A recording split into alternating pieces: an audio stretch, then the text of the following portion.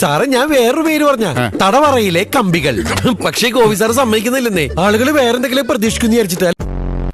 നിന്റെ ഭാര്യയ്ക്ക് സഹോദരിക്ക് ഇങ്ങനെ ഒരു അവസ്ഥ വന്നാൽ എന്തായിരിക്കൂടാ? സാറേ ഇവൻ ആദ്യം ഒളിക്യാമറ വെച്ചത് ഇവന്റെ ഭാര്യയുടെ കുളിമുറിയില്ല. കഷ്ടകാലത്തിന് ഭാര്യയ്ക്ക് വരെ ഇവന്റെ അമ്മൂമ്മയുടെ കുളിക്കാൻ വന്നത്. സാറ് പെട്ടെന്ന് ടെസ്റ്റ് ചെയ്യട്ടാ. സാറ് ജീവനോടുണ്ടെങ്കിൽ അവർക്ക് കൊണ്ട് കൊടുക്കല.